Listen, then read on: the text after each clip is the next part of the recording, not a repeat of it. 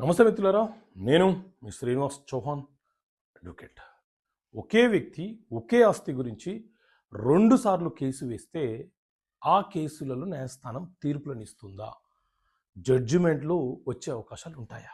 So మిత్రులారా, Bashiruddin versus Zahiruddin అనే కేసులో కోర్టు కీలకమైనటువంటి తీర్పునిచ్చింది.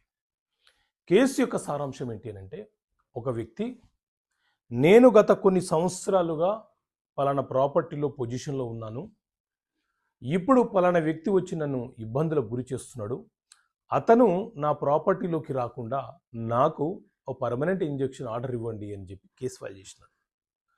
సో దాని మీద విచారణ జరిపినటువంటి కోర్టు ఇతను హక్కుదారుడు కాదని చెప్పి ఆ కేసుని డిస్మిస్ చేసేసింది.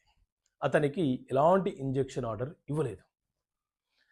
మళ్ళీ కొంతకాలం తర్వాత ఆ వ్యక్తి ఆ ప్రాపర్టీ మీద ఒక సేల్ డీడ్ రిజిస్ట్రేషన్ చేసుకొని, ఇప్పుడు నేను ఆ ప్రాపర్టీకి హక్కుదారుణ్ణి, నా దగ్గర సేల్ డీడ్ ఉంది, నేను చట్టబద్ధంగా ఆ ప్రాపర్టీని కొనుగోలు చేసిన అని చెప్పి ఇప్పుడు డిక్లరేషన్ అనే ఒక సూట్ ఫైల్ చేసుకున్నాడు.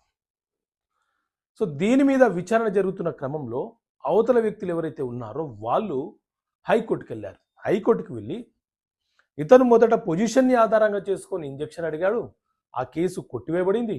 ఇప్పుడు సేల్ డీడ్ ఇల్లీగల్గా చేసుకొని ఆ ప్రాపర్టీ నాదేనంటున్నాడు, కాబట్టి ఆ కేసుని డిస్మిస్ చేయమని చెప్పి ఆదేశాలు ఇవ్వండి అని చెప్పి హైకోర్టుకి వెళ్తే, హైకోర్టు మొదట వేసిన కేసులో పొజిషన్ని ఆధారంగా చేసుకొని అతను హక్కుదారుడు అని చెప్పి నిరూపించుకునే ప్రయత్నము, ఇంజెక్షన్ అడిగే ప్రయత్నం చేశాడు.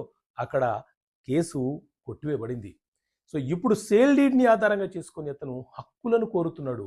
సో అందులో ఎంతటి వాస్తవికత ఉందో విచారణలో తేలుతుంది. కాబట్టి ట్రయల్ కోర్టు విచారణ కొనసాగించి అతను హక్కుదారుడో కాదో నిర్ధారణ చేయడానికి అవకాశం ఉంటుందని చెప్పి న్యాయస్థానం తెలియపరిచింది.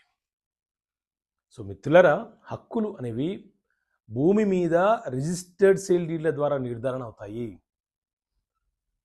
సేల్ డీడ్ల ద్వారా నిర్ధారణ అవుతాయని చెప్పి ఇల్లీగల్గా మనం సేల్ డీడ్లు చేసుకున్నా హక్కులు రావు. న్యాయస్థానం వాటిని రద్దుపరిచే అవకాశం కూడా ఉంటుంది. సో ఇలా కీలకమైనటువంటి తీర్పులకు సంబంధించిన అంశాలను మీకు అర్థమయ్యే భాషలో వివరించడానికి ప్రతి నెల ఒక సంచికను తీసుకొస్తున్నాం. మీకు కావాలనుకుంటే ఇక్కడ కనిపిస్తున్న నెంబర్ కాల్ చేసి ఏడాదికి మీరు సభ్యత్వం తీసుకుంటే ఆ సంచిక మీకు పోస్ట్లో అందించడం జరుగుతుంది. ఓకే మిత్రులారా, థ్యాంక్ యూ.